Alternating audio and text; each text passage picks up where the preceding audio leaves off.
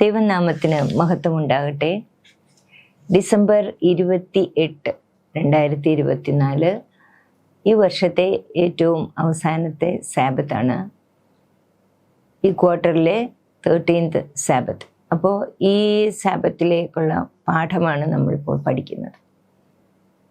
ഇത്ര നാളും ഈ ഒരു വർഷം മുഴുവനും നമ്മൾ യോഹന്നാൻ്റെ സുവിശേഷത്തിൽ നിന്ന് വളരെ മനോഹരവും നമ്മളെ ദൈവത്തോട് കൂടുതൽ അടുപ്പിക്കുന്നതുമായിട്ടുള്ള പല കാര്യങ്ങളും നമുക്ക് പഠിക്കാനായിട്ട് സാധിച്ചു. പ്രത്യേകിച്ച് ഈ സുവിശേഷം യോഹന്നാൻ എഴുതുന്നതിൻ്റെ പ്രത്യേക ഉദ്ദേശം നമ്മൾ നേരത്തെ പാഠങ്ങളിൽ പഠിച്ചിട്ടുണ്ട്. യോഹന്നാൻ 20 അവസാന വാക്യത്തിൽ യേശു ദൈവപുത്രനാണെന്നും ആ പുത്രനിൽ വിശ്വസിക്കേണ്ടതിനും അതിലൂടെ നമുക്ക് നിത്യജീവൻ ലഭിക്കേണ്ടതിനുമായിട്ടാണ് യോഹന്നാൻ ഈ സുവിശേഷം എഴുതിയത്.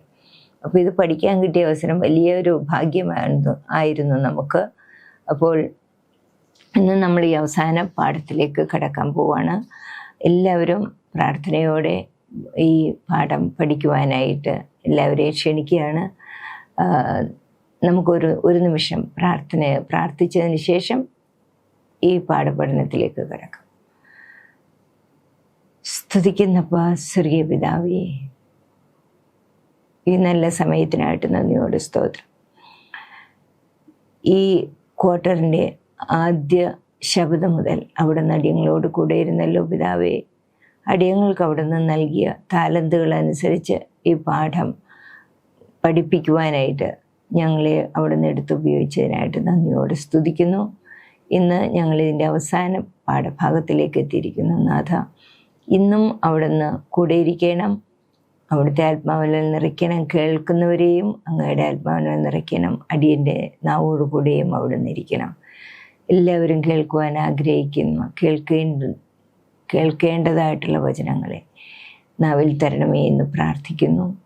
എല്ലാം യേശുവിൻ്റെ പൊന്നുനാമത്തിൽ ചോദിക്കുമ്പോൾ കൃപയുടെ കേൾക്കണം സ്വർഗീയ പിതാവേ, ആമേൻ. നമ്മുടെ ഇന്നത്തെ അവസാനത്തെ പാഠം യേശുവിനെയും അവൻ്റെ വചനത്തെയും അറിയുക എന്നുള്ള തലക്കെട്ടോടു കൂടിയതാണ്. യേശുവിനെയും അവൻ്റെ വചനത്തെയും അറിയുക. അതിനെ നമുക്ക് മനഃപ്പാഠമാക്കാനുള്ളത്, നിങ്ങളെല്ലാവരും ഇതിനു മുമ്പ് ഈ ഒരു വാക്യം നമ്മൾ പഠിച്ചിട്ടുണ്ട്. പലർക്കും കാണാതെ അറിയാവുന്നൊരു വാക്യമാണ്. നിങ്ങൾ തിരുവെഴുത്തുകളെ ശോധന ചെയ്യുന്നു, അവയിൽ നിങ്ങൾക്ക് നിത്യജീവൻ ഉണ്ട് എന്ന് നിങ്ങൾ നിരൂപിക്കുന്നുവല്ലോ. അവ എനിക്ക് സാക്ഷ്യം പറയുന്നു. യോഹന്നാൻ 5:39. തിരുവെഴുത്തുകളിലൂടെ നമുക്ക് ദൈവത്തെ കൂടുതലായിട്ട്, യേശുവിനെ കൂടുതലായിട്ട് അറിയുവാൻ കഴിയും എന്നാണ് ഈ വാക്യം നമ്മളോട്. കാരണം ആ വാക്യത്തിലെല്ലാം, തിരുവെഴുത്തുകളിലെല്ലാം അവയെല്ലാം സാക്ഷ്യം പറയുന്ന യേശുവിനെ കുറിച്ചാണ്. അപ്പോൾ ഇന്നത്തെ ഈ സുവിശേഷത്തിൻ്റെ, അല്ലെങ്കിൽ യോഹന്നാൻ്റെ സുവിശേഷത്തിൻ്റെ അവസാന ഭാഗം നമ്മൾ നോക്കുമ്പോൾ ഗലീലിയ കടൽക്കരയിൽ യേശുവും ശിഷ്യന്മാരും കൂടെ കണ്ടുമുട്ടുന്നതാണ്. നമ്മൾ മർക്കോസിൻ്റെ സുവിശേഷത്തിലും അതുപോലെ അത് വായിച്ചിട്ടുണ്ട്. അപ്പോൾ അവരുടെ ഒരു കൂടിക്കാഴ്ചയാണ് ഇന്നത്തെ പാഠത്തിൻ്റെ പാഠ്യവിഷയം. ഇത് എങ്ങനെയാണ് ദൈവത്തെ, യേശുവിനെയും വചനത്തെ അറിയുക എന്ന വിഷയവുമായിട്ട് ഇതെങ്ങനെയാണ് യോജിക്കുന്നതെന്ന് നമുക്ക് നോക്കാം.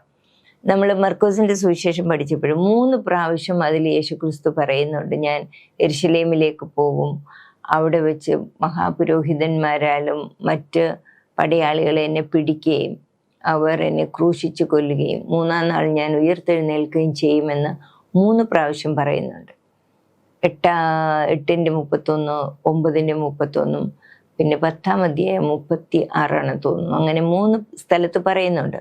പക്ഷേ ഇത്രയും പ്രാവശ്യം പറഞ്ഞിട്ടും 3 വർഷത്തിലത് ഈ ശിഷ്യന്മാർ യേശുവിനോട് കൂടെ നടന്നിട്ടും ഇത് മുന്നറിയിപ്പ് കൊടുത്തിട്ടും യേശു മരിച്ച് ഉയർത്തെഴുന്നേറ്റ് കഴിഞ്ഞിട്ടും അവർക്കത് വിശ്വസിക്കാൻ പറ്റിയില്ല. എന്തോ പുതിയൊരു സംഭവം കേൾക്കുകയും കാണുകയും ചെയ്യുന്നത് പോലെയായിരുന്നു അവരുടെ ഒരു പ്രതികരണം. അപ്പോൾ അതിൽ നിന്ന് മനസ്സിലാക്കുന്നത്, യേശു അവരോട് കൂടെ ആയിരുന്നപ്പോൾ പറഞ്ഞതൊന്നും ശരിയായ രീതിയിൽ അവർ ഗ്രഹിച്ചിട്ടില്ല എന്നാണ് നമുക്ക് മനസ്സിലാകുന്നത്. അപ്പോൾ ദൈവത്തിൻ്റെ വചനം കേട്ടിട്ടും അതവർ ശരിയായിട്ട് ഗ്രഹിച്ചില്ല. അതേപോലത്തെ അപകടം നമുക്കും ഉണ്ട്. പലരും ഡെയിലി ഈ വചനം വായിക്കുന്നുണ്ട്, തിരുവെഴുത്തുകൾ വായിക്കുന്നുണ്ട്. അത് എത്രമാത്രം നമ്മൾ ഗ്രഹിക്കുന്നു അതെങ്ങനെയാണ് ഗ്രഹിക്കുന്നത് എന്നതിനെ ആശ്രയിച്ചായിരിക്കും നമുക്ക് നമ്മുടെ നിത്യജീവൻ നിലനിൽക്കുന്നത്. അപ്പോൾ നമ്മൾ ദൈവവചനം കേൾക്കുകയും വായിക്കുകയും ചെയ്തിട്ടും അതിനെ അനുസരിക്കാതിരിക്കുക, അല്ലെങ്കിൽ ആ വചനങ്ങളെ വെളിച്ചമായിട്ട് നമ്മൾ സ്വീകരിക്കാതിരിക്കുക, ഇങ്ങനെയുള്ള കാര്യങ്ങളാൽ നമ്മൾ വലിയ അപകടത്തിലേക്കായിരിക്കും പോകുന്നത്. കാരണം യോഹന്നാൻ്റെ സുവിശേഷം 17:3 നമ്മളിങ്ങനെ വായിക്കുന്നുണ്ട്, ഏക സത്യദൈവമായ നിന്നെയും നീ അയച്ചിരിക്കുന്ന യേശുക്രിസ്തുവിനെയും അറിയുന്നത് തന്നെ നിത്യജീവനാവുന്നു. അപ്പോൾ ദൈവത്തെ അറിയുക എന്നുള്ളതാണ് നമ്മളെ നിത്യജീവനിലേക്ക് നയിക്കുന്നത്. ആ അറിയുന്നതാണ് നമ്മളെ നിത്യജീവനിലേക്ക് നയിക്കുന്നത്.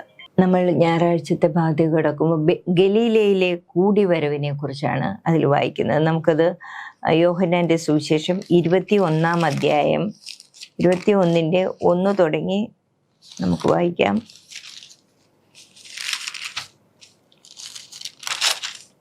അതിൻ്റെ ശേഷം യേശു പിന്നെയും തിബെരിയോസ് കടൽക്കരയിൽ വെച്ച് ശിഷ്യന്മാർക്ക്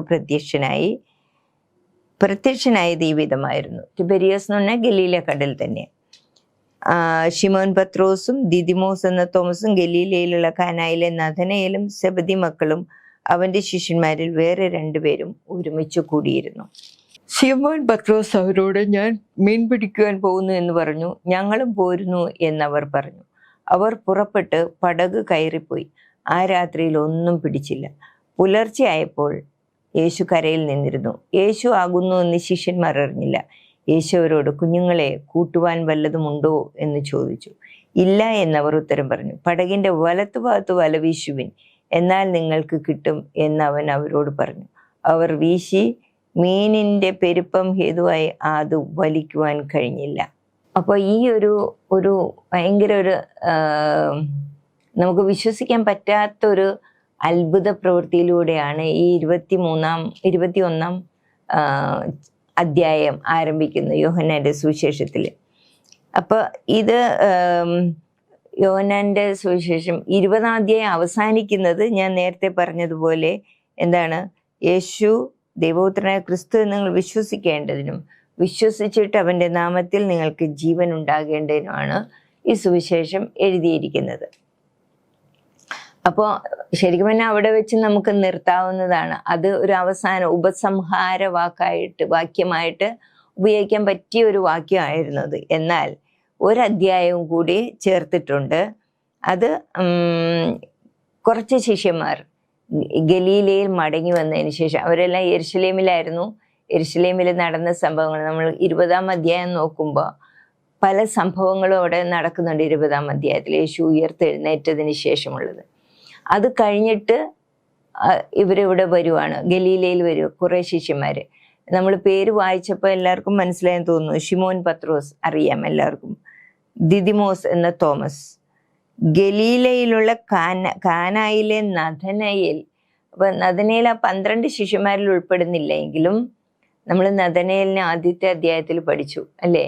യേശുവിനെ കണ്ട യേശു നഥനയേലിന്റെ വിശ്വാസത്തെ വളരെയധികം പ്രശംസിച്ച്, വിശ്വാസത്തെ അല്ലെങ്കിൽ ആ നഥനയേലിന്റെ ക്യാരക്ടറിനെ വളരെയധികം പ്രശംസിച്ച് പറയുന്നുണ്ട്. നഥനയേലിനെ കുറിച്ച് പറയുന്നത്, ഇതാ സാക്ഷാൽ ഇസ്രായേല്യൻ, അവനിൽ കപടമില്ല എന്നവനെ കുറിച്ച് പറഞ്ഞു. കപടമില്ലാതെ ഇരിക്കുന്നവരാണ് സാക്ഷാൽ ഇസ്രായേല്യൻ. എല്ലാ ഇസ്രായേലും അങ്ങനെയല്ല. ആ ഒരു പ്രശംസ അല്ലെങ്കിൽ ആ ഒരു സാക്ഷ്യം യേശുവിൽ നിന്ന് കിട്ടിയ ആളാണ് നഥനയേൽ. അപ്പോൾ അത് യോഹന്നാൻ 1:47 നമ്മളിപ്പോൾ വായിച്ചത്. അപ്പോൾ ഇവരെല്ലാം ആ നഥനയേൽ ഇവരുടെ കൂടെ ഉണ്ട്. പിന്നെ വേറെ 2 പേര് സെബദി മക്കൾ, നമുക്കറിയാം സെബദി മക്കൾ ആരാണ്, യാക്കോബും യോഹന്നാനും. പിന്നെ വേറെ 2 പേരും. അപ്പോൾ മൊത്തം ഒരു 7 പേരുണ്ടായിരുന്നു. അവര് ഈ ഗലീല കടൽ തീരത്ത് ഒത്തുകൂടി. അപ്പോൾ ആദ്യം സംസാരിച്ചത് ശിമോൻ പത്രോസാണ്. നമുക്കറിയാം പല സന്ദർഭങ്ങളിൽ ശിമോൻ പത്രോസാണ് ആദ്യം സംസാരിക്കാറുള്ളത്. മറ്റ് ശിഷ്യന്മാർ അത്ര തുറന്ന് സംസാരിക്കുക. ശിമോൻ പത്രോസ് എല്ലായിടത്തും അത്രയും ഒരു കോൺഫിഡൻസ് ഉള്ള ഒരാളായിരുന്നു ശിമോൻ പത്രോസ്. അപ്പൊ ഇവിടെയും ശിമോൻ പറയുന്നത് എന്താണ്, ഞാൻ മീൻ പിടിക്കാൻ പോകുന്നു എന്ന് പറഞ്ഞു.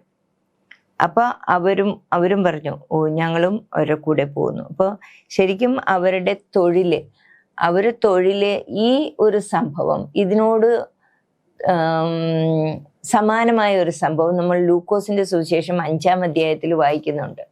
ഇതുപോലെ അവർക്ക് ഒത്തിരി രാത്രി മുഴുവനും അധ്വാനിച്ചിട്ടും അവർക്ക് ഒരു മീൻ പോലും കിട്ടിയില്ല എന്ന് പറയുന്നുണ്ട്. അപ്പം യേശു അവരോട് പറയുന്നുണ്ട്, നിങ്ങൾ ആഴത്തിലേക്ക് വല വീശുവിൻ. എങ്കിലും സംസാരിച്ചു തരുന്നപ്പോൾ അവൻ ശിമോനോട് ആഴത്തിലേക്ക് നീക്കി മീൻപിടുത്തത്തിന് വല ഇറക്കുവിൻ എന്ന് പറഞ്ഞു. അപ്പോഴാണ് ശിമോൻ പത്രോസ്, നാഥ, ഞങ്ങൾ രാത്രി മുഴുവൻ അധ്വാനിച്ചിട്ടൊന്നും കിട്ടിയില്ല, എന്നാലും നിന്റെ വാക്കിന് വല ഇറക്കാമെന്ന് പറഞ്ഞ് ഇറക്കിയപ്പോൾ പെരുത്ത മീൻകൂട്ടം അകപ്പെട്ട് വല കീറാറായി. അപ്പോൾ അങ്ങനെ ഒരു സംഭവം അവിടെ നടന്നു കഴിഞ്ഞപ്പോൾ ശിമോന്റെ കൂട്ടാളികളായ യാക്കോബ്, യോഹന്നാൻ എന്ന സെബദി മക്കളും ഇങ്ങനെ പറഞ്ഞു. പക്ഷെ അന്ന് അവിടെ യേശു ശിമോനോട്, ഭയപ്പെടേണ്ട, ഇന്ന് മുതൽ നീ മനുഷ്യരെ പിടിക്കുന്നവരാകും എന്നാണ് പറഞ്ഞത്. അപ്പോൾ I will make you fishers of മാൻ. അപ്പം മനുഷ്യരെ പിടിക്കുന്നവരാക്കും എന്ന് യേശു പറഞ്ഞതോടുകൂടി അവരുടെ വലയെല്ലാം ഉപേക്ഷിച്ച്, നമുക്ക് യോഹന്നാന്റെ സുവിശേഷം 1-ാം അധ്യായത്തിൽ കാണാം, ആൻഡ്രൂസും ശീമോനും അന്ത്രയോസും ശീമോനും യാക്കോബും യോഹന്നാനും ഫിലിപ്പും നഥനയിലും എല്ലാം അവരുടേതായിട്ടുള്ള എല്ലാം വിട്ട് യേശുവിനെ അനുഗമിക്കുന്നു. അങ്ങനെ അനുഗമിച്ചവരാണ് ഇപ്പോൾ അവർ തിരിച്ച് അവരുടെ വേലയിലേക്ക് പോവുക. വീണ്ടും മീൻ പിടിക്കാനായിട്ട് അവർ പോകുന്നു. ഓക്കെ, അന്ന് രാത്രി മുഴുവനും അവർ ഈ 7 പേരും കൂടെ പിടിച്ചിട്ട് അവർക്കൊന്നും കിട്ടിയില്ല. രാവിലെ സംശയാസ്പദമായി ഒരു അപരിചിതൻ വള്ളത്തിന്റെ വലതുവശത്ത് വല ഇറക്കുവാൻ അവരോട് ആവശ്യപ്പെടുന്നു. അത് നമ്മൾ വായിച്ചു 5-ാമത്തെ വാക്യത്തിൽ. കുഞ്ഞുങ്ങളെ, കൂട്ടുവാൻ വല്ലതും ഉണ്ടോ എന്ന് ചോദിച്ചില്ല എന്നവർ ഉത്തരം പറഞ്ഞു. അപ്പോൾ പടകിന്റെ വലതുഭാഗത്ത് വല വീശുവിൻ, എന്നാൽ നിങ്ങൾക്ക് കിട്ടും എന്ന് പറഞ്ഞു.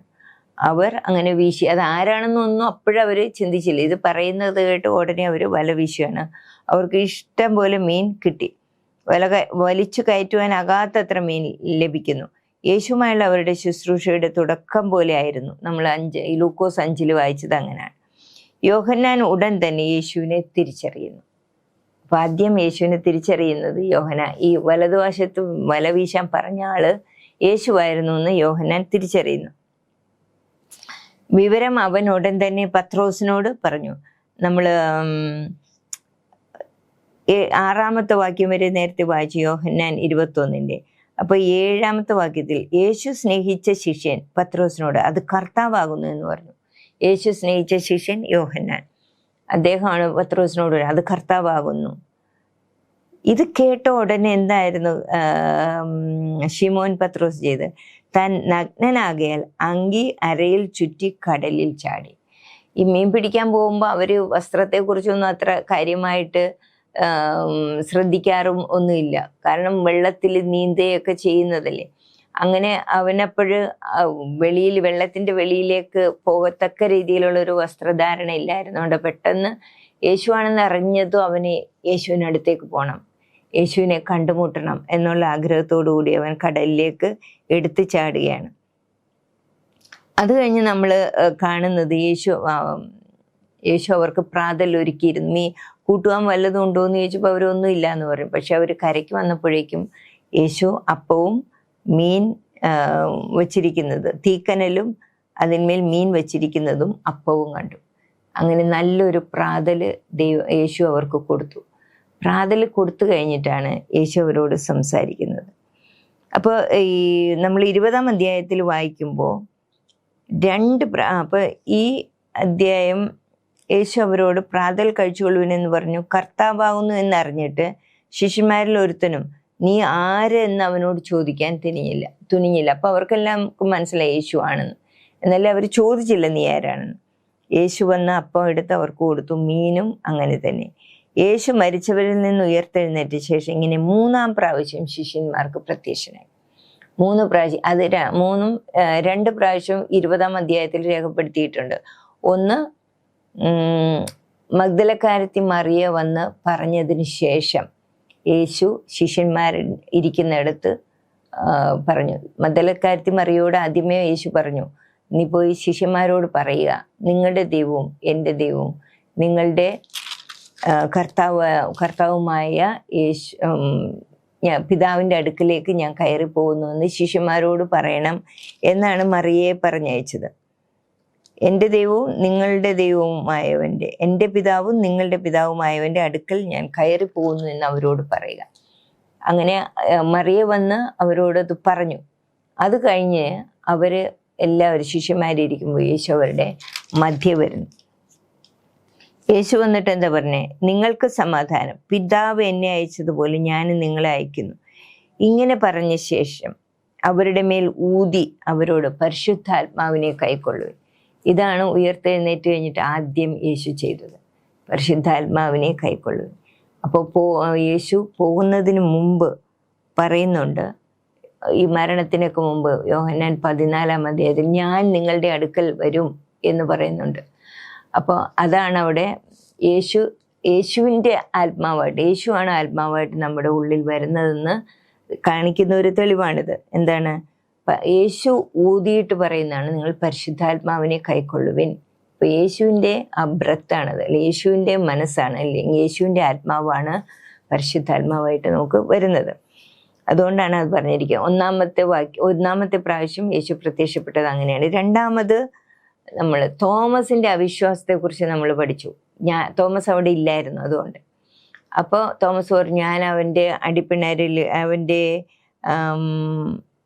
കൈകളിൽ ആണിപ്പഴുത് കാണുകയും ആണിപ്പഴുതിൽ വിരലിടുകയും അവൻ്റെ വിലാപ്പുറത്ത് കൈയിടുകയും ചെയ്തിട്ടല്ല അത് വിശ്വസിക്കുകയില്ല എന്ന് പറഞ്ഞു. അങ്ങനെ ഒരു ശാഠ്യം നല്ലതല്ല. കാരണം നമ്മളെല്ലാവരും വിശ്വസിക്കാൻ തന്നെ കാണാത്ത കാര്യങ്ങൾ വിശ്വസിക്കാന്നാണ്. എങ്കിലും യേശു അതിന് അവസരം കൊടുത്തു തോമസിന് അത് ചെയ്യാനായിട്ട്. അങ്ങനെ അവരുടെ മുമ്പിൽ രണ്ടാമത് പ്രത്യക്ഷപ്പെടുകയും തോമസ് ആ ആണിപ്പഴുതുള്ള കരങ്ങളിൽ വിരൽ തൊട്ട് അവൻ വിശ്വസിക്കുകയും ചെയ്തു. അപ്പോൾ യേശു പറഞ്ഞു, നീ കണ്ടതുകൊണ്ട് വിശ്വസിച്ചു, പക്ഷെ കാണാതെ വിശ്വസിക്കുന്നവരാണ് ഭാഗ്യവാന്മാർ. പിന്നെ മൂന്നാമത് യേശു ശിഷ്യന്മാരുടെ അടുത്ത് വരുന്നതാണ് 21-ാം അധ്യായത്തിൽ നമ്മളിപ്പോൾ വായിച്ചത്. അപ്പോൾ ഇവിടെ യേശു മൂന്ന് പ്രാവശ്യം ഒരേ ചോദ്യം യേശുവിനോട് ചോദിക്കുന്നുണ്ട്. അവൻ പ്രാതൽ കഴിച്ച ശേഷം യേശു ശിമോൻ പത്രോസിനോട്, യോഹന്നാൻ്റെ മകനായ ശിമോനെ, നീ ഇവരിൽ അധികമായി എന്നെ സ്നേഹിക്കുന്നു എന്ന് ചോദിച്ചു. അതിനവൻ, ഉവ്വ് കർത്താവേ, എനിക്ക് നിന്നോട് പ്രിയമുണ്ട് എന്ന് നീ അറിയുന്നുവല്ലോ എന്ന് പറഞ്ഞു. എൻ്റെ കുഞ്ഞാടുകളെ മേയ്ക്കുക എന്ന് അവനോട് പറഞ്ഞു. രണ്ടാമതും, യോഹന്നാൻ്റെ മകനായ ശിമോനെ, നീ എന്നെ സ്നേഹിക്കുന്നുവോ? അതിന്, ഉവ്വ് കർത്താവേ, എനിക്ക് നിന്നോട് പ്രിയമുണ്ട് എന്ന് നീ അറിയുന്നുവല്ലോ. മൂന്നാമതും അങ്ങനെ തന്നെയാണ് ചോദിച്ചത്. അപ്പോഴും മൂന്നാമത് അവൻ ദുഃഖിച്ചു. കർത്താവ്, നീ സകലവും അറിയുന്നു, എനിക്ക് നിന്നോട് പ്രിയമുണ്ട് എന്ന് നീ അറിയുന്നു എന്ന് പറഞ്ഞു. ഇതിനു മുമ്പൊക്കെ പത്രോസിൻ്റെ വാക്കുകൾ ഞാൻ എന്നുള്ളതായിരുന്നു. ഇപ്പോൾ എല്ലാവരും എങ്കിൽ ഇടറിപ്പോകും എന്ന് യേശു പറഞ്ഞപ്പോൾ പത്രോസ് പറഞ്ഞു, ഇല്ല, എല്ലാവരും ഇടറിയാലും ഞാൻ ഇടറുകയില്ല. അല്ലെങ്കിൽ നിന്റെ സഹായത്താൽ ഞാൻ ചേർന്ന് നിൽക്കും എന്നല്ല പറഞ്ഞത്, ഞാൻ ഇടറുകയില്ല എന്നുള്ള കോൺഫിഡൻസോട് കൂടിയാണ് പത്രോസ് പറഞ്ഞത്. പിന്നെ മരണത്തോളം ഞാൻ നിന്റെ കൂടെ ഉണ്ടായിരിക്കും എന്നെല്ലാം ഭയങ്കരമായ ആത്മവിശ്വാസത്തോടു കൂടിയാണ് പത്രോസ് പറഞ്ഞത്. അത് ഒരു തരത്തിലൊരു അഹങ്കാരവുമായിരുന്നു. പത്രോസ് ആരൊക്കെ പോയാലും ഞാൻ കർത്താവിനെ വിട്ട് പോകത്തില്ല എന്നുള്ള ഒരു ആത്മവിശ്വാസം. പക്ഷേ ഇതൊക്കെ നമുക്ക് തെളിയിച്ചു തരുന്നത്, നമുക്ക് നമ്മുടെ ഹൃദയങ്ങളെ അല്ലെങ്കിൽ ചിന്തകളെ നമുക്ക് വിശ്വസിക്കാൻ പറ്റത്തില്ല. അതാണ് ഹൃദയം ഏറ്റവും കപടമുള്ളതെന്നാണ് യെരമ്യ പ്രവാചകൻ പറയുന്നത്. നമുക്കതിനെ വിശ്വസിക്കാൻ എപ്പോഴാണ് നമ്മൾ മാറിപ്പോകുന്നതെന്ന് അറിയില്ല. അപ്പോൾ ഇവിടെ യേശു ചോദിക്കുമ്പോഴെല്ലാം പത്രോസിൻ്റെ ഉത്തരം, ഞാൻ നിന്നെ സ്നേഹിക്കുന്നുവെന്ന് നീ അറിയുന്നല്ലോ എന്നാണ് പറയുന്നത്. അല്ല, ഞാൻ നിന്നെ സ്നേഹിക്കുന്നു എന്ന് മാത്രമല്ല പറയുന്നത്, ഞാൻ നിന്നെ സ്നേഹിക്കുന്നത് കർത്താവ് നീ അറിയുന്നല്ലോ. കാരണം അന്ന് ഞാൻ വലിയ കോൺഫിഡൻസ് പറഞ്ഞിട്ടും ഞാൻ അങ്ങയെ തള്ളി പറഞ്ഞു. അന്ന് ആ യേശു ഒരു നോട്ടം അവനെ നോക്കിയത്, അത് ഭയങ്കരമായിട്ടുള്ള ഒരു കുത്തായിരുന്നു അവൻ്റെ മനസ്സിലുണ്ടായിരുന്നത്. ആ ഒരു ഫെയിലിയർ, ആ ഒരു പരാജയം എപ്പോഴും അവൻ്റെ മനസ്സിൽ ഉണ്ട്. അപ്പോൾ ഇവിടെ യേശു ഉപയോഗിക്കുന്ന അഗപ്പാവോ എന്ന ഗ്രീക്ക് പദത്തിനർത്ഥം വരുന്ന സ്നേഹമാണ്. എന്ന് പറഞ്ഞാൽ സെൽഫ്ലെസ് ലവ്. അത് ദൈവത്തിന് മാത്രമേ അങ്ങനത്തെ സ്നേഹം കാണിക്കാൻ കഴിയുള്ളൂ. സെൽഫ്ലെസ് ആയിട്ട് മനുഷ്യർ എന്ന് പറയുമ്പോൾ എല്ലാവരും സെൽഫിഷായി പോയി. ആദാമിൻ്റെ പാപത്താൽ എല്ലാവരും സെൽഫിഷായി പോയി. അപ്പോൾ സെൽഫ്ലെസ് ലവ് യേശുവിന് മാത്രമേ, അല്ലെങ്കിൽ പിതാവിന് മാത്രമേ അത് കാണിക്കാൻ കഴിയുള്ളൂ. അത് ആ രീതിയിലാണ് യേശു ചോദിച്ചത്, നീ എന്നെ സ്നേഹിക്കുന്നു. അപ്പോൾ പത്രോസിൻ്റെ പ്രതികരണം ഫിലിയോ എന്നുള്ള വാക്ക് വരുന്നത്, ആ വാക്കിൻ്റെ അർത്ഥവും സ്നേഹം തന്നെയാണ്. അതിൻ്റെ അർത്ഥം സഹോദര സ്നേഹം എന്നാണ്. ഈ വാക്കിൽ നിന്നാണ് ഫിലാഡൽഫിയ എന്നുള്ള വാക്ക് വന്നത്. ഫിലിയോ എന്ന് പറഞ്ഞാൽ സ്നേഹം, അഡൽഫോസ് എന്ന് പറഞ്ഞാൽ സഹോദരന്മാർ. അപ്പോൾ സഹോദര സ്നേഹം എന്നാണ് ഫിലഡൽഫിയ എന്നുള്ള വാക്കിൻ്റെ അർത്ഥം. അപ്പോൾ ഫിലിയോ എന്നുള്ള അർത്ഥത്തിലാണ് പത്രോസ് പ്രതികരിക്കുന്നത്. ഞാൻ ഒരു സ്നേഹിതനെ പോലെ ഞാൻ നിന്നെ സ്നേഹിക്കുന്നു എന്നുള്ള അർത്ഥത്തിലാണ് പത്രോസ് പ്രതികരിക്കുന്നത്. അപ്പോൾ ശരിക്കും പറഞ്ഞാൽ പത്രോസിൻ്റെ പ്രതികരണം താഴ്മയിൽ കേന്ദ്രീകരിച്ചതാണ്. പത്രോസ് ധൈര്യത്തോടെ പറയുന്നത്, ഞാൻ നിന്നെ സ്നേഹിക്കുന്നുണ്ട്, എൻ്റെ ഉള്ളിൽ ഹൃദയത്തിൽ നിന്നോട് സ്നേഹം മാത്രമേ ഉള്ളൂ, അങ്ങനെയൊന്നുമല്ല പറയുന്നത്. ഞാൻ നിന്നെ സ്നേഹിക്കുന്നത് കർത്താവെ നീ അറിയുന്നല്ലോ എന്നാണ് പറയുന്നത്. അപ്പോൾ ഇത് വളരെ സതുദ്ദേശത്തോടെയാണ് ഈ താഴ്മ എന്ന പദം ഉപയോഗിച്ചത്, താഴ്ന്ന പദം ഉപയോഗിച്ചത്. കാരണം ആ പരാജയത്തെ, താൻ പരാജയപ്പെട്ടു എന്നുള്ള ചിന്ത എപ്പോഴും പത്രോസിനുണ്ടായിരുന്നു. അതുകൊണ്ടാണ് തനിക്ക് വേണ്ടി തന്നെ അധികമൊന്നും അവകാശപ്പെടരുതെന്ന സതുദ്ദേശത്തോടെ താഴ്മയായി താഴ്ന്ന പദം ഉപയോഗിച്ചതാകാം പരാജയത്തിൻ്റെ കാരണം. അവിടെ ആ പരാജയത്തിൻ്റെ കാരണം അങ്ങനെയല്ല വരേണ്ടത്. അതിൻ്റെ ട്രാൻസ്ലേഷൻ ഇങ്ങനെയാണ്, താൻ പരാജയപ്പെട്ട ആ ഒരു സംഭവം എപ്പോഴും അവൻ്റെ മനസ്സിലിരിക്കുന്നത് കൊണ്ട് തനിക്ക് വേണ്ടി തന്നെ അധികമൊന്നും ആവശ്യപ്പെടരുത് എന്നുള്ള സതുദ്ദേശത്തോടെയാണ് അത്രയും താഴ്മയോടെ പത്രോസ് സംസാരിച്ചത്. യേശു ഉറപ്പാക്കുവാൻ ശ്രമിച്ചതും താഴ്മ അല്ലെങ്കിൽ വിനയം അതിനെയാണ്. കാരണം പത്രോസിനെ വീണ്ടും ദൈവിക ശുശ്രൂഷയിൽ പുനഃസ്ഥാപിക്കുന്നതിന് ഈ ഒരു കൺവേർഷൻ, ഈ ഒരു മനം മാറ്റം പത്രോസിന് വരണമായിരുന്നു. ഓവർ കോൺഫിഡൻസ് ആണ് പത്രോസിനുണ്ടായിരുന്നത്, എന്നെക്കൊണ്ട് പലതും സാധിക്കും എന്നുള്ളത്. പക്ഷെ അത് മാറണമായിരുന്നു, താഴ്മയും വിനയം വരണമായിരുന്നു. കാരണം നമുക്കറിയാം, എല്ലാ ലീഡേഴ്സിലും കാണേണ്ട ഒരു ക്വാളിറ്റിയാണ്, ദൈവം ആഗ്രഹിക്കുന്ന ക്വാളിറ്റി. അത് നമുക്ക് വേദപുസ്തകത്തിലെ ഏറ്റവും വലിയ ലീഡർ എന്നറിയപ്പെടുന്ന മോശയിലും ദൈവം അതിന് വേണ്ടിയിട്ടാണ് ശ്രമിച്ചത്. 40 വർഷം മോശയ്ക്ക് അതിന് വേണ്ടിയിട്ട് ദൈവം കൊടുത്തു. 40ാമത്തെ വയസ്സിലാണ് ഈ മിസ്രൈമിനെ അടിച്ചു കൊന്നത്. കാരണം മിസ്സസ് വൈറ്റ് അങ്ങനെ എഴുതിയിരിക്കും, മോശയ്ക്ക് അറിയാമായിരുന്നു ഞാനാണ് ഇവരെ വിടുവിച്ച് കൊണ്ടുപോകുന്നത്. കാരണം അന്ന് അവിടെയുള്ള ഇസ്രായേൽ മൂപ്പന്മാരിലൊക്കെ ദൈവം അത് വെളിപ്പെടുത്തിയിട്ടുണ്ട്, ദൂതന്മാരിലൂടെയൊക്കെ.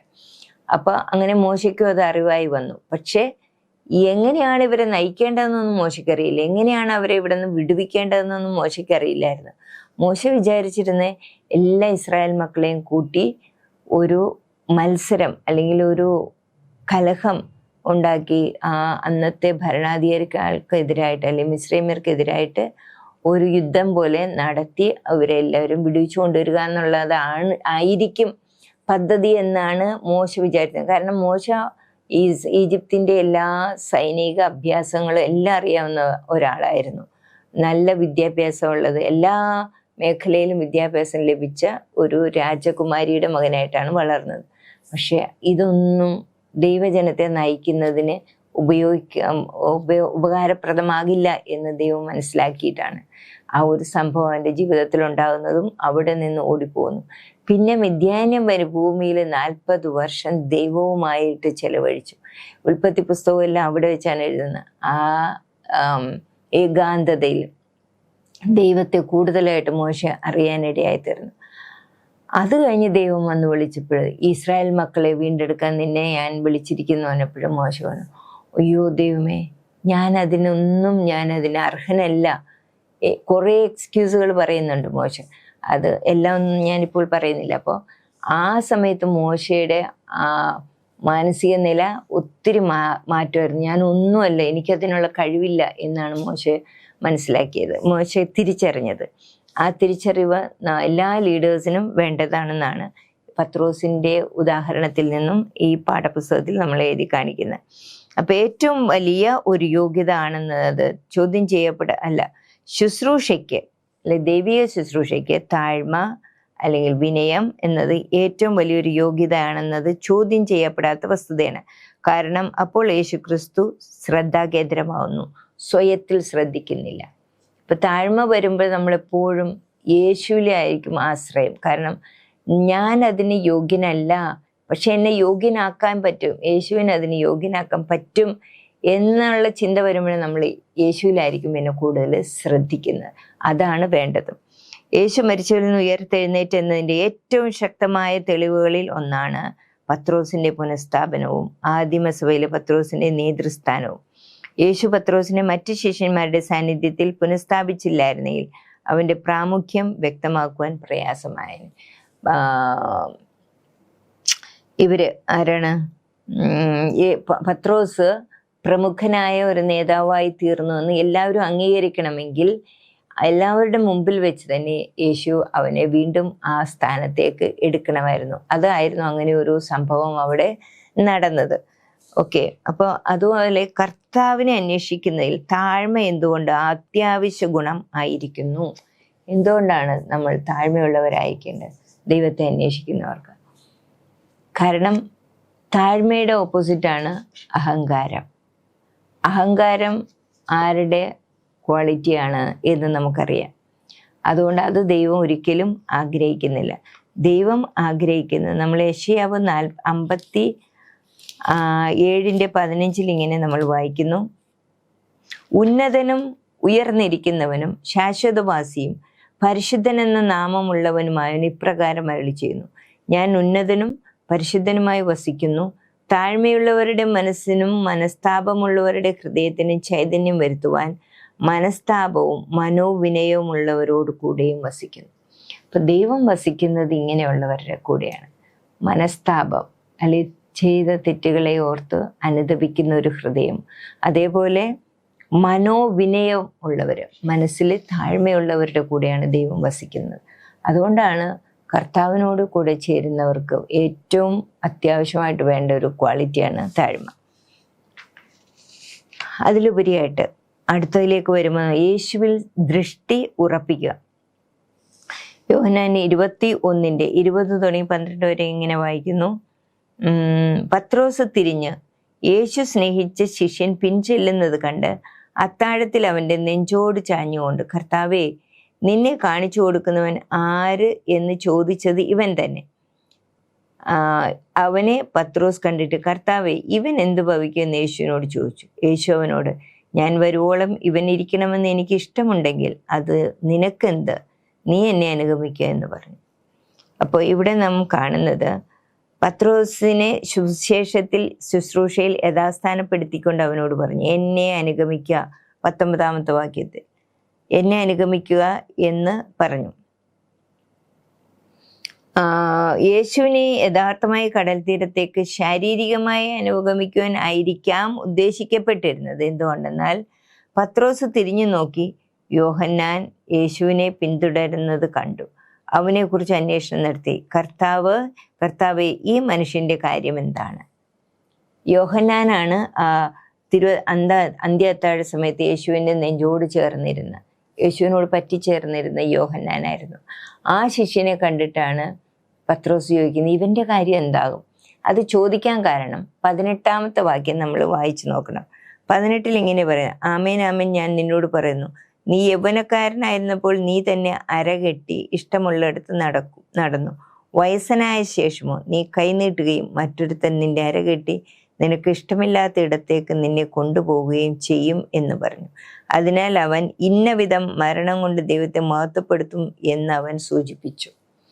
അപ്പോൾ അവസാന കാലം എന്തായിരിക്കും, പത്രോസിന് എന്തായിരിക്കും സംഭവിക്കുക പോകുന്നത് എന്ന് സൂചിപ്പിക്കുകയായിരുന്നു ആ വാക്യത്തിലൂടെ യേശു ചെയ്തത്. എങ്ങനെയായിരിക്കും മരിക്കാൻ പോകുന്നതെന്നൊക്കെ. അത് കേട്ടപ്പോൾ പത്രോസ് വീണ്ടും ഉടനെ തന്നെ യേശുവിൽ നിന്ന് ദൃഷ്ടി മാറ്റിയിട്ട് പുറകെ വന്ന യോഹന്നാനെ കുറിച്ച് ചൂണ്ടിക്കൊണ്ട്, ഇവനപ്പോൾ എന്ത് സംഭവിക്കും, ഇവന്റെ അവസാനം എന്തായിരിക്കും? അപ്പോഴാണ് യേശു പറയുന്നത്, എന്താണ്, ഞാൻ വരുവോളം ഇവൻ ഇരിക്കണമെന്ന് എനിക്ക് ഇഷ്ടമുണ്ടെങ്കിൽ അത് നിനക്കെന്ത്, നീ എന്നെ അനുഗമിക്കുക. അപ്പൊ ഞാൻ വരുവോളം എനിക്ക് അതാണ് 23. ഞാൻ വരുവോളം ഇവൻ ഇരിക്കണമെന്ന് എനിക്ക് ഇഷ്ടമുണ്ടെങ്കിൽ അത് നിനക്കെന്ത്, നീ എന്നെ അനുഗമിക്കുക എന്ന് യേശു പറഞ്ഞതിന് ആളുകൾ തെറ്റിദ്ധരിച്ചും യേശു യോഹന്നാൻ മരിക്കും മുമ്പ് വരുമെന്ന ആളുകൾ അതിനർത്ഥം നൽകി. യേശു ഇങ്ങനെ പറഞ്ഞതേ ഉള്ളൂ, എന്താണ്, ഞാൻ വരുവോളം ഇവൻ ഇരിക്കണമെന്ന് എനിക്ക് ഇഷ്ടമുണ്ടെങ്കിൽ അത് നിനക്കെന്താ അതിന്. പക്ഷെ പലരും അത് കേട്ട പലരും വിചാരിച്ചു അപ്പോൾ യോഹന്നാൻ മരിക്കുന്നതിന് മുമ്പ് യേശു വരും എന്ന് പലരും അവിടെ വിശ്വസിച്ചു. അപ്പോൾ അതുകൊണ്ട് കാലങ്ങൾ കഴിഞ്ഞു പോവുകയും യോഹന്നാൻ വൃദ്ധനാകുകയും ചെയ്തു. അവൻ്റെ മരണം ഒരു പ്രതിസന്ധിക്ക് കളമൊരുക്കുമായിരുന്നു. കാരണം അവൻ മരിക്കുകയും യേശു വരാതിരിക്കുകയും ചെയ്യുക എന്നത് ചിന്താക്കുഴപ്പം ഉണ്ടാക്കിയേക്കാം. കാരണം യേശു ഇങ്ങനെ പറയുന്നുണ്ട്, ഞാൻ വരുവോളം അവനിരിക്കണമെന്നാണ് എൻ്റെ ഇഷ്ടമെങ്കിൽ നിനക്കെന്താണ്. അപ്പോൾ പലരും വിചാരിക്കും അപ്പോൾ യോഹന്നാൻ മരിക്കുന്നതിന് മുമ്പ് യേശു വരും. പക്ഷെ ഇവിടെ യോഹന്നാൻ മരിച്ചു, പക്ഷെ യേശു വന്നില്ല. അപ്പോൾ പലർക്കും ചിന്താക്കുഴപ്പം ഉണ്ടാകും. യോഹന്നാൻ ഈ തെറ്റിദ്ധാരണയെ തിരുത്തുന്നു. അത് യേശുവിൻ്റെ ഇഷ്ടമാണ്, എന്ത് സംഭവിക്കുമെന്ന പ്രവചനമല്ല. അപ്പൊ ഇത് നടക്കാൻ പോകുന്ന പ്രവചനമല്ല യേശു പറഞ്ഞത്. എനിക്കിഷ്ടം പലതും ഉണ്ടാകും. ചിലപ്പോൾ യോഹന്നാൻ ജീവനോടെ ഇരിക്കണം, ഞാൻ മരണം വരെ ഞാൻ വരുന്നത് വരെ ജീവനോടെ ഇരിക്കണം എന്നായിരിക്കും എൻ്റെ ഇഷ്ടം. അല്ലെങ്കിൽ വേറെ ശിഷ്യന്മാർ എങ്ങനെയായിരിക്കണമെന്ന്, അതെല്ലാം എനിക്ക് ഇഷ്ടമുണ്ടത്, അല്ലെങ്കിൽ എൻ്റെ ഇഷ്ടമാണ് അതെല്ലാം. അതിൽ നീ എന്തിനാ അതിനെക്കുറിച്ച് ചിന്തിക്കുക? നീ നിന്റെ കാര്യം ചിന്തിക്കുക, നീ എന്നെ അനുഗമിക്കുക, യേശുവിനെ നോക്കി എന്നെ അനുഗമിക്കുക. മറ്റുള്ളവരിൽ ശ്രദ്ധിക്കാതെ യേശുവിൽ ശ്രദ്ധിക്കുക എന്ന ആശയം ഈ ആഴ്ചയിലെ ശേഷിക്കുന്ന പാഠഭാഗങ്ങളുടെ ശക്തമായ വിഷയമാണ്. യേശു മാത്രമാണ് നമ്മുടെ രക്ഷകൻ. അപ്പം നമ്മൾ ഒരിക്കലും നമ്മുടെ ചുറ്റുപാടുമുള്ളവരെ നോക്കി നമ്മുടെ മാതൃകയാക്കാനായിട്ട്, അല്ലെങ്കിൽ യേശുവിൽ നിന്ന് നമ്മുടെ ശ്രദ്ധ തിരിക്കാനായിട്ട് നമ്മൾ ശ്രമിക്കരുത്. പലതും കാണും. ചിലപ്പോൾ നമ്മൾ നമ്മുടെ ഇടയിൽ തന്നെ വലിയ ആൾക്കാരായിട്ടൊക്കെ നടക്കുന്നവർ, നമ്മൾ വിചാരിച്ച പോലെ അല്ലല്ലോ അവർ ജീവിക്കുന്നത്, അവരിങ്ങനെ വളരെ മോശമായിട്ട് ജീവിച്ചിട്ടും അവരൊക്കെ വലിയ സുഖമായിട്ട്. അതുപോലെ നമ്മൾ മറ്റ് സഭയുടെ വെളിയിലുള്ളവരെ നോക്കിയിട്ട് പറയും, ഇവരൊക്കെ ദൈവത്തെ അനുസരിക്കാതെ കൽപ്പനകളൊക്കെ അനുസരിക്കാതെ ജീവിച്ചിട്ട് എന്ത് നല്ലതായിട്ടാണ് അവർ ജീവിക്കുന്നത്, എത്രമാത്രം അനുഗ്രഹത്തോടെ സ്വത്തുകളോടൊക്കെയാണ് ജീവിക്കുന്നത്. അപ്പോൾ ഈ ഉപദേശമാണ് നമ്മൾ എടുക്കുന്നത്. നമ്മൾ അവരെ ഒന്നും നോക്കേണ്ട കാര്യം, നമ്മുടെ ബന്ധം ദൈവവുമായിട്ട് യേശുവുമായിട്ടുള്ള ബന്ധമുണ്ടോ, നിരന്തര ബന്ധത്തിലാണോ എന്നുള്ളതാണ് നമ്മൾ ചിന്തിക്കേണ്ടത്. അടുത്ത ഭാഗം, വെളിച്ചവും ഇരുട്ടും. നമ്മൾ യോഹന്നാന്റെ സുവിശേഷം തുടങ്ങിയപ്പോഴും തന്നെ വായിച്ചു, അവനിൽ ജീവൻ ഉണ്ടായിരുന്നു, ജീവൻ മനുഷ്യരുടെ വെളിച്ചമായിരുന്നു.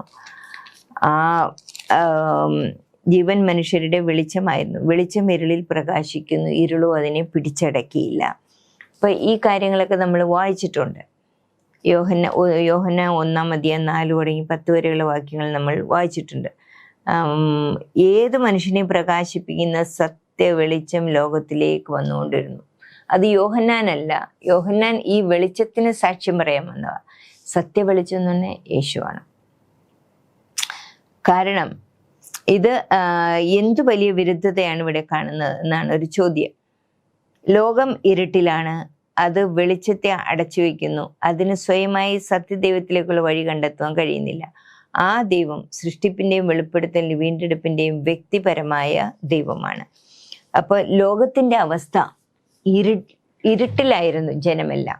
ഇരുട്ടായിരുന്നു എന്ന് പറഞ്ഞാൽ അർത്ഥം നമുക്കറിയാം. സത്യം, യേശു എന്ന് പറയുന്നതാണ് സത്യം. അത് അല്ലെങ്കിൽ ദൈവം ആണ് സത്യം. കാരണം ലോകം മുഴുവനും പിശാച് പരത്തിയ ആ ദുരുപദേശം ആണ്. ഈ ഒരു ദൈവം മാത്രമല്ല, നിനക്കും ദൈവത്തെ പോലെ ആയിത്തീരാം എന്ന് അവയോട് പറഞ്ഞു. സത്യദൈവം പറഞ്ഞ കൽപ്പനകൾ അനുസരിക്കാതെ നിങ്ങൾക്ക് ദൈവത്തെ പോലെ ആയിത്തീരാം എന്നുള്ള ഒരു വ്യാജം അല്ലെങ്കിൽ ഒരു അസത്യം ഈ ലോകത്തിൽ അവനാണ് പരത്തിയത്.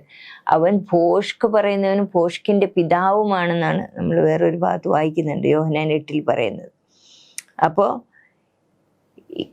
യേശു വന്നത് ഈ സത്യദൈവത്തെ വെളിവാക്കാൻ. അപ്പൊ ആ സത്യദൈവത്തിന്റെ സ്വഭാവത്തെ ദുഷിപ്പിക്കുകയാണ് പിശാച് ചെയ്തത്.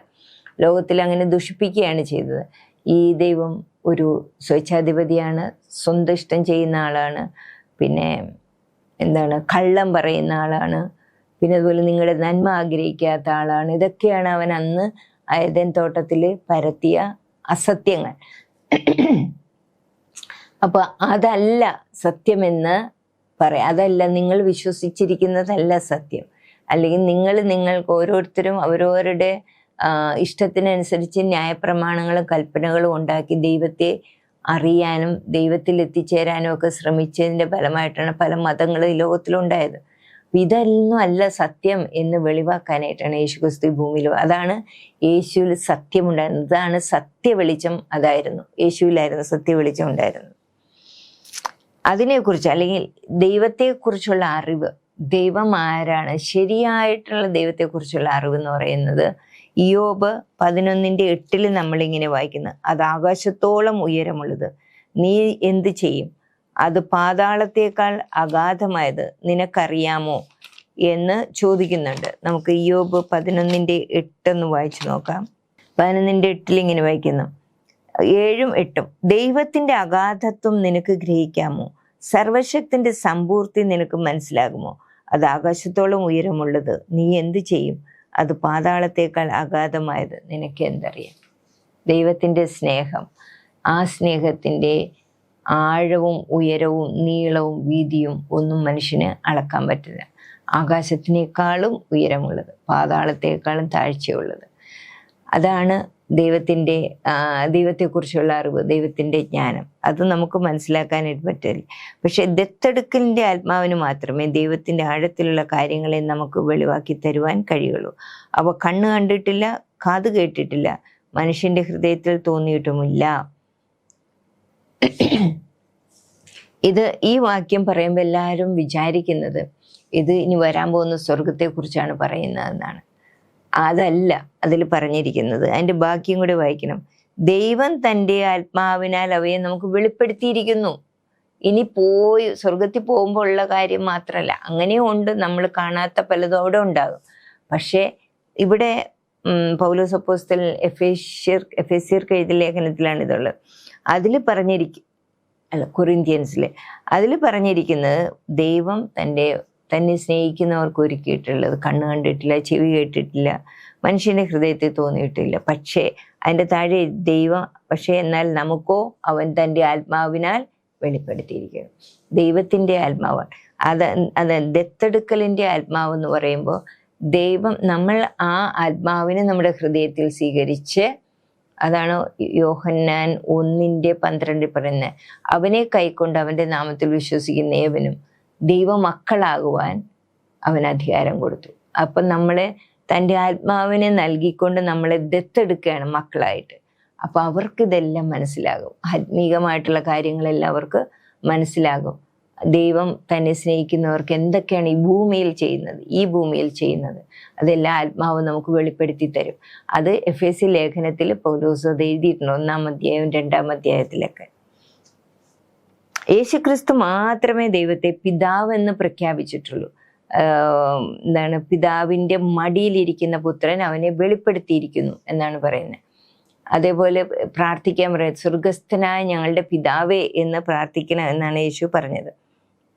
അപ്പോൾ ഇവിടെ ഉപയോഗിച്ച ജിയോമാക് എന്ന് പറയുന്ന വാക്ക്, അതിൻ്റെ അർത്ഥം വ്യാഖ്യാനിക്കുക, വിവരിക്കുക, വിശദമാക്കുക, വെളിവാക്കുക എന്നൊക്കെയാണ്. അപ്പോൾ യോഹന്നാൻ യേശുവിനെ സ്വർഗീയ ദൂതവാഹകനായിട്ടും ദൈവത്തെ അറിയുന്നതിൻ്റെ അർത്ഥം വിവരിക്കുന്നവൻ ആയിട്ടും എല്ലാം അവതരിപ്പിക്കുകയാണ്. കാരണം യേശുവിലൂടെ മാത്രമേ നമുക്ക് ദൈവത്തെ അറിയാനായിട്ട് സാധിക്കത്തുള്ളൂ. അതാണ് യേശു പറഞ്ഞ, ഞാനാവുന്നു വഴിയും സത്യവും ജീവനും. യോഹന്നാൻ 8:42-44 വരെ വായിക്കുമ്പോൾ നമ്മൾ ഇതാണ് വായിച്ചത്, മറ്റേ പിശാചിനെ കുറിച്ച്, ഭോഷ്ക് പറയുന്നവൻ. 42, യേശു അവരോട് പറഞ്ഞു, ദൈവം നിങ്ങളുടെ പിതാവെങ്കിൽ നിങ്ങൾ എന്നെ സ്നേഹിക്കുമായിരുന്നു. ഞാൻ ദൈവത്തിൻ്റെ അടുക്കൽ നിന്ന് വന്നിരിക്കുന്നു. ഞാൻ സ്വയമായി വന്നതല്ല, അവൻ എന്നെ അയച്ചതാവുന്നു. എൻ്റെ ഭാഷണം നിങ്ങൾ ഗ്രഹിക്കാത്തതെന്ത്? എൻ്റെ വചനം കേൾക്കുവാൻ നിങ്ങൾക്ക് മനസ്സിലായതുകൊണ്ടത്രേ. നിങ്ങൾ പിശാചെന്ന പിതാവിൻ്റെ മക്കൾ. നിങ്ങളുടെ പിതാവിൻ്റെ മോഹങ്ങളെ ചെയ്യുവാനും ഇച്ഛിക്കുന്നു. അവൻ ആദ്യം മുതൽ കൊലപാതകൻ ആയിരുന്നു. അവനിൽ സത്യമില്ലായക കൊണ്ട് സത്യത്തിൽ നിൽക്കുന്നതുമില്ല. അവൻ ഭോഷ്ക് പറയുമ്പോൾ സ്വന്തത്തിൽ നിന്ന് എടുത്തു പറയുന്നു. അവൻ ഭോഷ്ക് പറയുന്നവനും അതിൻ്റെ അപ്പനും ആകുന്നു. ഇസ്രായേൽ വിശ്വാസത്തിന്റെ അടിസ്ഥാനമാക്കിയ തെറ്റായ അടിത്തറയെ യേശു എങ്ങനെ വിവരിക്കുന്നു നോക്കാം. സത്യത്തിൽ നിൽക്കാത്തവർ അവരുടെ സ്വന്തം ബുദ്ധിയിൽ നിന്ന് സംസാരിക്കുന്നു. ഒരു വേദഭാഗത്തിന്റെ അർത്ഥം ഒരു മാനുഷിക കാഴ്ചപ്പാടിൽ മാത്രമേ അവർ കാണുന്നുള്ളൂ. പലരും സത്യത്തിൽ വിശ്വസിക്കാത്തവര് ഒരു വാക്യം വായിച്ചാൽ അതിൻ്റെ മാനുഷികമായ കാഴ്ചപ്പാട് മാത്രമേ അവർക്ക് കാണത്തുള്ളൂ. അതിൽ നിന്നും വ്യത്യസ്തമായി ക്രിസ്തു ലോകത്തിന്റെ വെളിച്ചമാണെന്ന് നാം അംഗീകരിക്കുകയും തൻ്റെ വചനത്തിന്റെ വ്യാഖ്യാനത്തിൽ ക്രിസ്തുവിനെ നാം അനുകരിക്കുകയും പിന്തുടരുകയും വേണം. അതിന് വിപരീതമായി പിശാച് അവന്റെ സ്വന്തത്തിൽ നിന്ന് സംസാരിക്കുന്നു. നാം ശ്രദ്ധാലുക്കൾ അല്ലാതിരിക്കുകയും വിശ്വാസത്തിലും അനുസരണത്തിലും ദൈവത്തിന് സമർപ്പിക്കാതിരിക്കുകയും ചെയ്യുമ്പോൾ അതേ കാര്യത്തിൽ നാമും അപകടത്തിലാണ്. നമ്മൾ തീത്തോസ് 1:2 2 വാക്യം, ഭോഷ്കില്ലാത്ത ദൈവം എന്നാണ് ദൈവത്തെ കുറിച്ച് പറയുന്നത്. ഭോഷ്കില്ലാത്ത ദൈവം സത്യമാണ്. സത്യം എന്ന് പറഞ്ഞാൽ അത് ദൈവത്തിൻ്റെ ഒരു ക്വാളിറ്റിയാണെന്ന് പറയാം. ദൈവം സ്നേഹമാണ് എന്ന് പറയുന്ന പോലെ ദൈവം സത്യമാണ്. ആ ദൈവത്തിന് ഒരിക്കലും കള്ളം പറയാൻ പറ്റില്ല. അതുകൊണ്ടാണ് ഭോഷ്കില്ലാത്ത ദൈവം എന്ന് പറയുന്നത്. അതേപോലെ റോമർ 3 പറയുന്നുണ്ട്, ദൈവം സത്യവാൻ എന്ന് തെളിയും അവസാനം. മനുഷ്യരെല്ലാം ഭോഷ്ക് പറയുന്നവരും ദൈവം സത്യം മാത്രമേ പറഞ്ഞിട്ടുള്ളൂ. ഈ വചനത്തിൽ ദൈവത്തിൻ്റെ ഇൻസ്പിറേഷനിൽ എഴുതിയ വചനത്തിലെല്ലാം സത്യമാണ്. സത്യമല്ലാത്തതൊന്നും ദൈവത്തിൻ്റെ ആത്മാവിൽ നിന്നും വരത്തില്ല. ഓക്കെ, അപ്പോൾ സത്യത്തിനോട് നമ്മൾ എങ്ങനെ പ്രതികരിക്കണം എന്നതിന് വിപരീതമായി സ്വന്തം ആലോചനയിലും തിടുക്കത്തിലും നാം എങ്ങനെ സത്യങ്ങളോട് പ്രതികരിക്കുന്നു. നമ്മൾ ഈ വചനത്തിൽ കാണുന്ന സത്യങ്ങളോട് അത് വായിക്കുമ്പോഴേ അത് സത്യമാണ്. അതിന് പിന്നെ ഒത്തിരി കീറി മുറിച്ച് ഇങ്ങനെയാകും ഇതൊക്കെ നമ്മൾ ചിന്തിക്കുന്നത് നമുക്ക് ദൈവത്തിൻ്റെ ആത്മാവിൻ്റെ പ്രചോദനം ഇല്ലാത്തത് കൊണ്ടാണ്. ദൈവശാസ്ത്രം മേലിൽ നിന്നോ താഴെ നിന്നോ? യോഹന്നാൻ 4:46-54 വരെ നമ്മളിങ്ങനെ വായിക്കുന്നുണ്ട്. യോഹന്നാൻ 4:46 അതൊരു യേശു ക്രിസ്തു ചെയ്ത ഒരടയാളത്തെ കുറിച്ചാണ്. അവൻ പിന്നെയും താൻ വെള്ളം വീഞ്ഞാക്കിയ ഗലീലയിലെ കനാവിൽ വന്നു. അന്ന് മകൻ രോഗിയായിരുന്ന ഒരു രാജഭൃത്യൻ കഫർന്നഹൂമിൽ ഉണ്ടായിരുന്നു. യേശു യഹൂദ്യ ദേശത്ത് നിന്ന് ഗലീലയിൽ വന്നു എന്ന് അവൻ കേട്ട് അവൻ്റെ അടുക്കൽ ചെന്നു. അവൻ തൻ്റെ മകൻ മരിക്കാറായിരിക്കൊണ്ട് അവൻ വന്നവനെ സൗഖ്യമാക്കണമെന്ന് അപേക്ഷിച്ചു. യേശു അവനോട്, നിങ്ങൾ അടയാളങ്ങളും അത്ഭുതങ്ങളും കണ്ടിട്ടല്ലാതെ വിശ്വസിക്കില്ല എന്ന് പറഞ്ഞു. അപ്പോൾ രാജഭൃത്യൻ അവനോട്, പൈതൽ മരിക്കും മുമ്പേ വരണമേ എന്ന് പറഞ്ഞു. അപ്പോൾ ഈ സംഭവം നമ്മൾ ഇതിനു മുമ്പുള്ള ഒരു ലെസണിൽ പഠിച്ചതാണ്. അപ്പോൾ മകൻ ഗലീലയിലെ കനാവിൽ വന്നു. ഒരു രാജഭൃത്യൻ, അയാളുടെ കഫർന്നഹൂമിൽ ഉണ്ടായിരുന്ന ആളാണ്. അത് കനാവിൽ വന്നു. അപ്പോൾ അയാളുടെ മകൻ രോഗിയായിട്ട് കിടക്കാണ്. അപ്പോൾ അതാണ് യേശുവിൻ്റെ അടുത്ത് വന്ന അയാളുടെ അഭ്യർത്ഥന. അയാൾ വന്നപ്പോൾ അയാളുടെ മനസ്സിലുണ്ടായിരുന്നു, യേശു എൻ്റെ മകനെ ആക്കുവാണെങ്കിൽ ഞാൻ യേശുവിൽ വിശ്വസിക്കാം എന്നുള്ളതായിരുന്നു അവൻ്റെ മനസ്സിലുണ്ടായിരുന്നത്. അപ്പോൾ ഈ മനുഷ്യൻ്റെ ദൈവശാസ്ത്രം താഴെ നിന്നുള്ള ഒന്നായിരുന്നു. ഇപ്രകാരം താഴെ നിന്നുള്ള ദൈവശാസ്ത്രം ദൈവത്തിനും ദൈവവചനത്തിനും നിലവാരവും നിയമങ്ങളും നിശ്ചയിക്കുന്നു. പിശകും പരിമിതവും തന്നിൽ നിന്ന് തന്നെ ഉളവാകുന്നത് എന്ന നിലയിൽ മാനുഷിക ആശയങ്ങൾ കൊണ്ട് മനുഷ്യർ എങ്ങനെയാണ് ദൈവവചനത്തെ വ്യാഖ്യാതാക്കൾ ആകുന്നത് എന്നതിൻ്റെ അന്തിമ വ്യവസ്ഥ ഇത് മാറുന്നു. ഒരിക്കലും വീഴരുതാത്ത എത്ര അപകടകരമായ കെണി. മേലിൽ അല്ലെങ്കിൽ ഉയരത്തിൽ നിന്നുള്ള ദൈവശാസ്ത്രം എന്ന് പറയുന്നത്, ഇപ്പം നമ്മൾ കേട്ടത് കീഴെ നിന്നുള്ള ഭൂമിയിൽ നിന്നുള്ള ദൈവശാസ്ത്രം. ഇത് ദൈവം ചെയ്തു തരുവാണെങ്കിൽ ഞാൻ ദൈവത്തിൽ വിശ്വസിക്കാമെന്നുള്ളത്. മേളിൽ നിന്നുള്ളത് എന്താണ്? ദൈവത്തിലും ദൈവത്തിൻ്റെ വചനത്തിലും ഉള്ള വിശ്വാസത്തിൽ നിന്നാണ് പ്രതികരിക്കുന്നത്. ബൈബിൾ വിശ്വാസത്തിൽ സ്വീകരിക്കപ്പെടുമ്പോൾ അത് അതിൻ്റെ സ്വന്തം വ്യാഖ്യാതാവായിത്തീരുന്നു. ബൈബിളിൻ്റെ ലോക കാഴ്ചപ്പാടാകട്ടെ കാലത്തിൻ്റെ തത്വശാസ്ത്രത്തെ തിരുവെഴുത്തുകളെ മനസ്സിലാക്കുന്നതിനും വ്യാഖ്യാനിക്കുന്നതിനുമുള്ള വഴികാട്ടിയായിരുന്നു. അപ്പോൾ ബൈബിൾ നമ്മൾ വിശ്വാസത്താൽ സ്വീകരിക്കുമ്പോൾ അത് തന്നെ നമുക്ക് പലതും വ്യാഖ്യാനിച്ചു തരികയാണ് ചെയ്തത്. നമ്മൾ വിശ്വാസത്താൽ ഇത് സ്വീകരിക്കുമ്പോൾ നമ്മുടെ മാനുഷിക ചിന്തകളും ജ്ഞാനങ്ങളും കൊണ്ടതിൽ തർക്കങ്ങളും മറ്റൊന്നും കൊണ്ടുവരാതെ ഇരിക്കുമ്പോൾ അപ്പോഴാണ് അത് മേലിൽ നിന്നുള്ള ദൈവശാസ്ത്രമാകുന്നത്. അപ്പൊ യേശുവിൻ്റെ വചനങ്ങളെ നാം വിശ്വസിക്കണമെങ്കിൽ നാം തിരുവെഴുത്തുകളെ വിശ്വസിക്കണം. കാരണം നിങ്ങൾ എൻ്റെ വചനത്തിൽ നിലനിൽക്കുന്നുവെങ്കിൽ നിങ്ങൾ വാസ്തവമായി എൻ്റെ ശിഷ്യന്മാരായി എന്നാണ് പറയുന്നത്. കാരണം ഈ വചനം മുഴുവനും പറയുന്നത് യേശുവിനെ കുറിച്ചുള്ള സാക്ഷ്യമാണ്. തിരുവചനത്തെ നിങ്ങൾ ശോധന ചെയ്യുന്നല്ലോ, അതിൽ നിങ്ങൾക്ക് നിത്യജീവൻ ഉണ്ട്. പക്ഷേ യഹൂദന്മാർക്ക് പറ്റിയൊരു കുഴപ്പമെന്ന് പറഞ്ഞാൽ അവർ തിരുവചനം മുഴുവനും പഠിക്കുന്നു. ഇത് മുഴുവനും ദൈവത്തെക്കുറിച്ചുള്ളതാണ്, രക്ഷകനെ കുറിച്ചുള്ളതാണ് എന്നെല്ലാം അവർ പറഞ്ഞു. പക്ഷെ ആ ശരിയായ രക്ഷകൻ വന്നു കഴിഞ്ഞപ്പോൾ ആ രക്ഷകന്റെ അടുത്ത് ചെല്ലാനായിട്ട് അവർക്ക് മനസ്സിലായിരുന്നു. അതാണ് യോഹന്നാൻ 5:39-40 പറയുന്നു. 39 പറയുന്നു, നിങ്ങൾ തിരുവെഴുത്തുകളെ ശോധന ചെയ്യുന്നു, അവയിൽ നിത്യജീവനുണ്ടെന്ന് നിങ്ങൾ വിചാരിക്കുന്നുവല്ലോ, അവ എനിക്ക് സാക്ഷി പറയുന്നു. എങ്കിലും ജീവൻ പ്രാപിക്കേണ്ടതിന് എൻ്റെ അടുക്കൽ വരുവാൻ നിങ്ങൾക്ക് മനസ്സായില്ല. തിരുവചനത്തിൽ നിത്യജീവൻ ഉണ്ട്, അത് വായിക്കുമ്പോൾ നിത്യജീവനുണ്ട്. പക്ഷെ ആ നിത്യജീവൻ ആരെയാണ് സൂചിപ്പിക്കുന്നത്? ആ രക്ഷകനെയാണ് സൂചിപ്പിക്കുന്നത്. ആ രക്ഷകനിൽ വിശ്വസിക്കുന്നവർക്കാണ് നിത്യജീവൻ ലഭിക്കുന്നത്.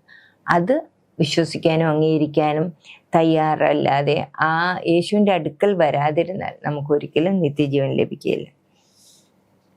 ഇപ്പോൾ ദൈവജനം കേൾക്കുക എന്നത് എതിർപ്പില്ലാതെ സ്വയം സ്വീകരിക്കുന്ന അറിവിനും അപ്പുറമാണ്. ദൈവ ഇഷ്ടം ചെയ്യുക എന്നും അർത്ഥമുണ്ട്. അപ്പോൾ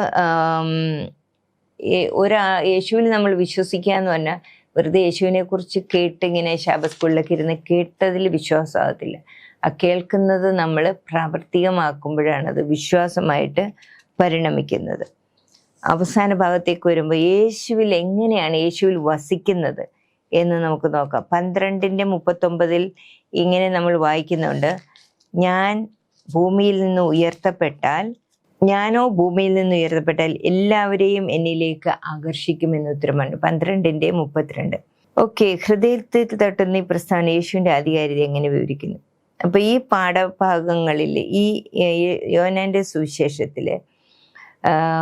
സുവിശേഷം മുഴുവനും നമ്മൾ നോക്കുമ്പോൾ നമ്മളെ ദൈവത്തിലേക്ക് ആകർഷിക്കുവാനായിട്ടാണ് യോഹന്നാൻ ഈ സുവിശേഷം എഴുതിയത്. പക്ഷെ ദൈവത്തെ അറിയുവാൻ, ദൈവിഷ്ടം ചെയ്യുവാൻ നമ്മൾ ഒരുക്കമാണെങ്കിൽ മാത്രമേ നമുക്ക് ദൈവത്തോട് ചേർന്ന് ഇരിക്കാനായിട്ട് സാധിക്കുകയുള്ളൂ. കാരണം നമ്മൾ ഈ പാഠങ്ങൾ മുഴുവനും നോക്കുമ്പോൾ യേശുവിനെ കണ്ടുമുട്ടിയ എല്ലാ ആളുകൾ തന്നെ ഒന്നുകിൽ വെളിച്ചം സ്വീകരിച്ച് വളരുകയോ അല്ലെങ്കിൽ തള്ളിക്കളഞ്ഞ് അന്ധരായി തീരുകയോ ചെയ്യുന്നുണ്ട്. ഒന്ന് നിക്കോദേമോസ്, ശമരിയക്കാരി സ്ത്രീ, രാജഭൃത്യൻ, ബത്സയിലെ കുളക്കരയിലെ മനുഷ്യൻ, അപ്പവും മീനും ഭക്ഷിച്ച 5000 പേർ, യേശുവിൻ്റെ സഹോദരന്മാർ, മതനേതാക്കൾ, കുരുടനായി പിറന്ന മനുഷ്യൻ, മറിയയും മാർത്തയും, പീലാത്തോസ് തുടങ്ങിയവരൊക്കെ യേശുവിനെ കണ്ടുമുട്ടിയവരാണ്. പക്ഷേ അവർ യേശുവിൻ്റെ വെളിച്ചത്തെ സംബന്ധിച്ച് അവർ തീരുമാനം എടുത്തിട്ടുണ്ട്, സ്വീകരിക്കണമോ വേണ്ടയോ എന്നുള്ള തീരുമാനം. അത് സ്വീകരിച്ചവർ നിത്യജീവൻ പ്രാപിക്കും.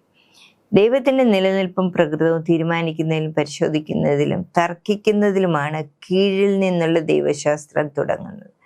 അപ്പോൾ ഈ തിരുവെഴുത്തുകളെ കാണുമ്പോൾ അതിനെക്കുറിച്ച് തർക്കിക്കുക, അതിനെ വിമർശിക്കുക ഒക്കെ ചെയ്യുന്നത് കീഴിൽ നിന്നുള്ള ഒരു